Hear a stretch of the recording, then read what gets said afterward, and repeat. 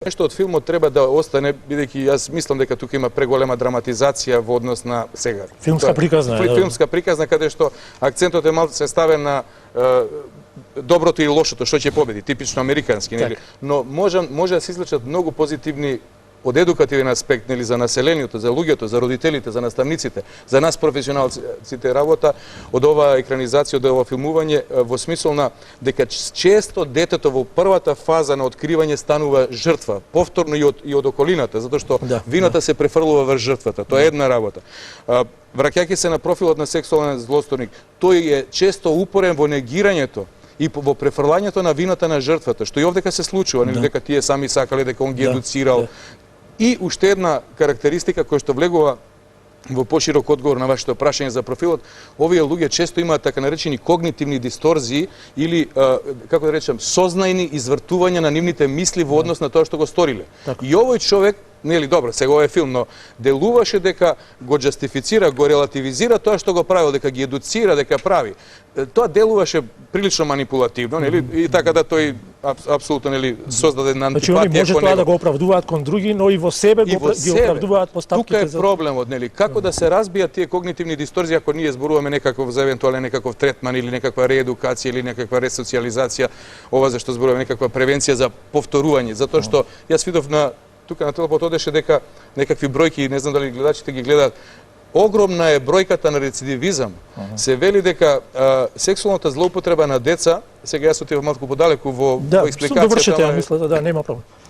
Но сексуалната злоупотреба на деца, односно сексуалните злосторници, не се создаваат на 40 години. Обично, дели, во нашите глави, бидејќи такви луѓе се притвараат, се затварат, тоа се некои лигави старчиња или средногодишници, како мене да речеме, кои што злоупотребуваат деца. Не, во адолесценцијата ова извртеност на умот, да ја речеме условно, значи уште рано, уште како млади од 15, 16, 18 години они почнуваат. И има некои проекции дека тие еден сексуален злосторник во својот живот, ако не биде откриен, може да направи од 350 до 500 дела, што е страшно, страшна бројка. Да, вистина страшно. Да, се извинувам, малку бе поширок. Не, напротив, беше окей. Господин Малјановски, филмот беше показателен во таа смисла што ги прикажуваше сите фази низ кои поминува една жртва на сексуално злосторство, од тоа да се соочи, да го прифати тоа самата во себе, па потоа тоа да го соопшти на родителите како тие ќе го примат, потоа родителите тоа како ќе го пренесат таму каде што во институциите, во овој случај во училиштето или во другите центри и така натаму. И кога ги спомнувам училиштата тука да веднаш вие ме потсетивте кога ја подготвувавме емисијата да не се помисли бидејќи филмот зборува за наставник и за човек кој е во образованието, да не се помисли дека ние сега зборуваме нагласено за таа појава во образованието. Се разбира, тука ја правиме целата отстапка, не тврдиме дека е тоа појава која е присутна во образованието. Филмот само е сценарио кој зборува за еден наставник во едно образование, далеку од тоа дека на било кој начин го прикажуваме филмот заради тоа што сметаме дека во образованието кај нас е нагласено присутна ова злоупотреба на децата. И господине Малјановски, да продолжам со она што сакав до вас да го прашам, дали во вашата дали ги препознавате овие ситуации што во филмот ги гледавме, дали жртвите можете да ги идентификувате на овој начин како што го видовме во филмот, дали на ист начин реагираат и кај нас кога доаѓаат во вашата институција? Филмот прикаже една сторија, една приказна која за нас е, да кажеме, лесна во наводници. Така. Да. Заради тоа што вистината, односно животот е навистина многу тежок. Да, ова е сепак филм. Ова е сепак филм. Животот е сигурно посурен. Траумите кај децата, жртви на сексуално насилство, се страшни, неверојатни. Трауми кои се носат целиот живот. Децата жртви на сексуално насилство, ако кажам еден податок, дека во литературата па и во се зборува дека најмалото силување на дете од страна на старател е направено на година дена и откриено од страна на медицинските лица, тоа е неверојатно нешто. Како што и Тони рече, палетата на сторители е најразлична. Најразлична, што е најтрагично, ги имаме од сите социјални категории, од сите образовни нива. Тие се меѓу нас. Тие и во нашите семејства, во блиските роднини. Начинот на детектирање и начинот на откривање е на вистина тежак. Затоа што се работи за неверојатно можеби и интелигентни лица. Начинот на откривање е најчесто на онаа пубертетска возраст, кога децата осознаваат за своите сексуални карактеристики, кога почнуваат да зборуваат меѓу себе. Затоа што ако ова сексуално злоставување почнало на возраст од 3, 4, 5 години, што знае тоа дете? Дали го знае, дали да може да ја каже правата вистина? Со кои зборови? Со што би кажала за она што и се случува од некој близок? Така да е морничава вистината. Во едно истражување што е спроведено во нашите затвори, например, возраста на тие строители е релативно млада, релативно ниска, негде околу 28 години. И рецидивизмот е многу чест. Многу чест. Во светот се правени најразлични експерименти. Од оспорување со медикаментозна терапија, дури до кастрации. Сега во Америка најчесто е обележување на местото на живење, дека во тој стан живее тој човек што пред некое време направил нешто. Така да навистина пак би кажала, траумите се неверојатно големи. Добро. Господин Змијанац, вашата организација беше посебно гласна во однос на осудата и во однос на тоа за ова да се зборува на ваков начин и да се преземат многу ригорозни мерки во однос на казнувањето на сторителите. Ние пред емисијата токму со Антонио разговаравме. Јас и понатаму и мојата организација ќе се залага за високи казни за сторителите, за педофилите, од едноставна причина што тие го повторуваат делото и дека додека се во затвор немаме сигурен третман со нив и дека најчесто го повторуваат делото. Драго ми е што владата инициираше акционен план и што ќе се донесат минимални казни од 10 години за неколку вида на сторители на полов напад и сексуално вознемирување и силување на деца. Но нешто сакам да кажам е за филмов. Овој филм дава една подобра варијанта каде што забележавме дека веќе има воспоставена комуникација и доверба меѓу детето и родителите. И во такви случаеви е многу полесно детето, кога има разбирање од родителите, да се довери за она што му се случува. Многу често родителите, презафатени од своите обврски, не ги забележуваат првите сигнали кога детето сака нешто да каже, ама го манифестира, но родителот не може да го забележи и не го регистрира и не разговара.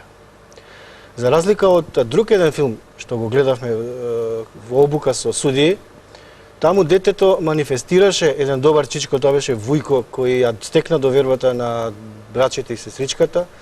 Децата манифестираа негодување, вознемиреност, но родителите не можеа да веруваат дека е возможно тоа, како што и во првиот случај имаше таткот една мала резерва. Сакам да кажам дека е многу тешко, значи детето да се довери, а веќе кога ќе се довери, многу уште потешко е да не му се верува. И затоа сакам и цело време нагласуваме дека во процесот на докажување на вината од страна на сторителот, а потребно е да се обрне посебно внимание на детето жртва. Значи не може секој судија да суди кога детето е жртва на сексуална злоупотреба. Тоа треба еден посебен, би рекол, морален, етички интегритет. Судии кои навистина ќе знаат и психата на детето и жртвата и како да го стават максимално во заштита, да не го дополнително травматизираат и виктимизираат во процесот на докажување на вина.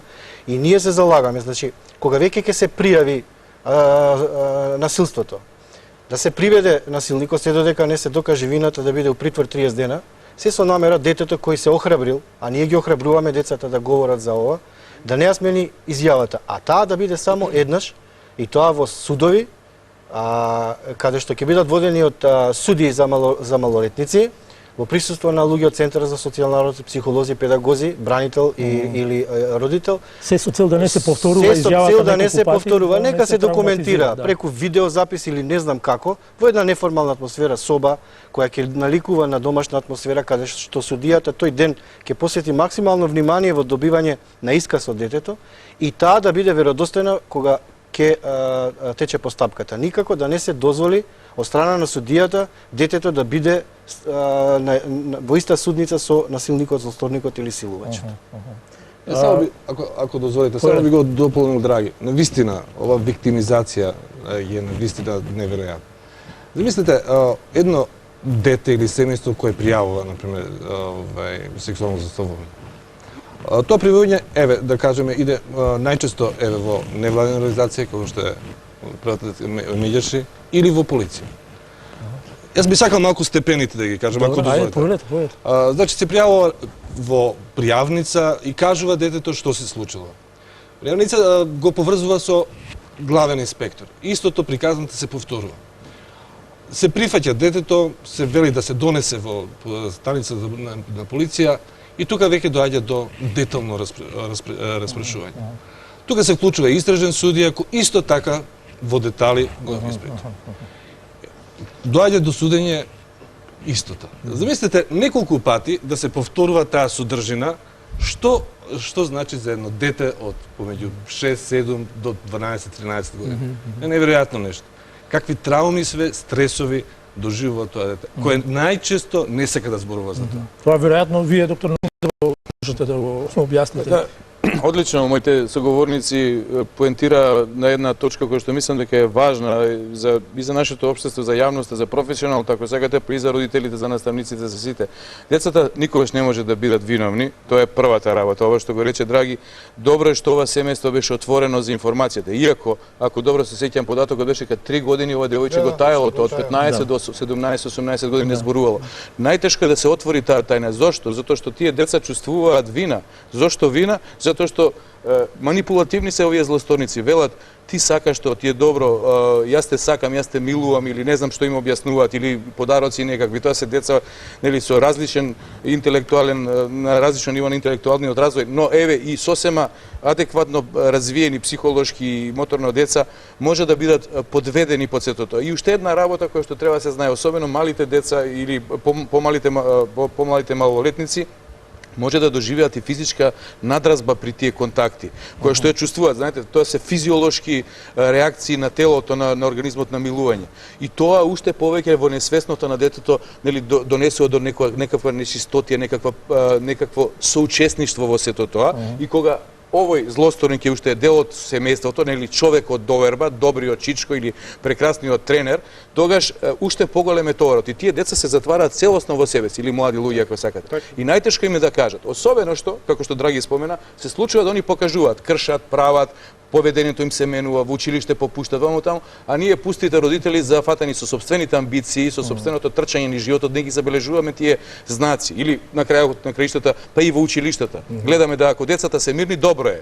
Ако нешто прават, нели, проблеми, тогаш не се добри. Но токму тие деца во поќашињата или затворени во себе си можеби се жртви на сексуална злоупотреба. И уште една работа сакав да кажам на ова место. Добро е што го нели потфативме овој дел од сексуалната злоупотреба, жртвата како таква, затоа што суштината не е во тоа што ќе му се стори на детето. Некогаш нели и самите тие самиот вид на нападот сексуален врз детето, дали е тој од оној најсуров, како да речам,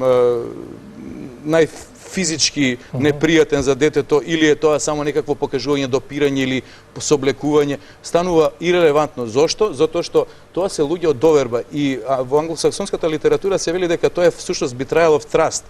Значи изневерување на довербата во возрастниот. Тоа е моделот што стои, нели, големиот човек од кој што учи ова дете. Сите ние сме учели од некои постари, татковци, мајки, тетки, вујковци, учители, наставници, тренери ако сакате. кога тој човек нас ни прави нешто и ни објаснува дека не сака во сето тоа и дека тоа е добро и дека ние не смееме да кажеме никому затоа што тоа е наша интимна тајна и дека и ние сме соучесници и уште вели дека ако кажеш тогаш ќе се случи трагедија, сите ќе те мразат зашто јас сум добриот човек како што се случи тука, тогаш е уште поголем тој товар за кој што зборуваше колегата. Товарот на травмата е уште поголем и затоа треба секогаш да се навраќаме на тоа. Секоја злоупотреба може да биде со тешки последици ако не постои супортот на семејството, поддршката да се отвараме, ако не постои поддршката на